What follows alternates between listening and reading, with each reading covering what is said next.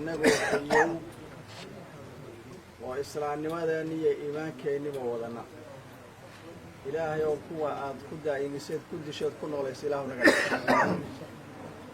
intaa kadib ma sii dheeraanayo hadalka kuma dheeraanayo waxaan rabaa bahda isbedel doonka muddada dheer ku soo jirtay ee halkan isugu timid inaan u iftiimiyo in uu yahay higsigii isbedel doonku meeshiisa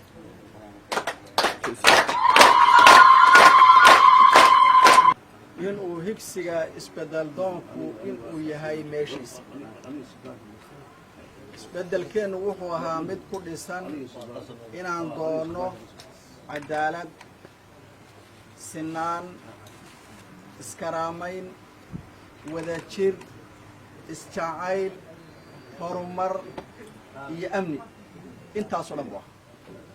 higsigii marka aan isbeddelka noocaas aan higsanaynay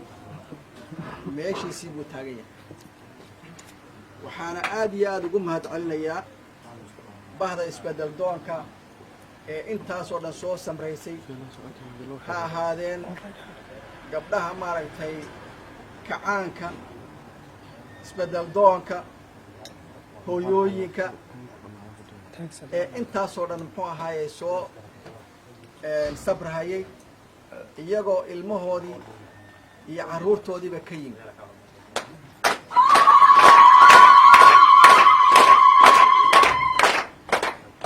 waxa ay doonayeen ma ahayn wax meel yaallo iska soo qaataan wax la siiyey oo si daciifnimo lagu siiyey mayna doonayn waxay doonayeen inay helaan cadaalad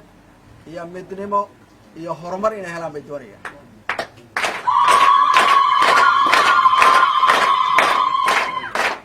waan u mahad celinayaa marka koowaad iyo marka labaadba dhammaan bahda isbedel doonka intaasoo dhan soo sabraysay waxaan leeyahay halkiinii bay baashu taagan tahay halkii ka sii wada wax yar baa noo dhiman waana guulaysanay insha allahu tacaalaa ilaa doorasho xor iyo xalaal ah oo ku dhisan cadaalad iyo iskaraamayn ay ka dhacdo jubbalandna ma istaagayno hadduu la yidhaaho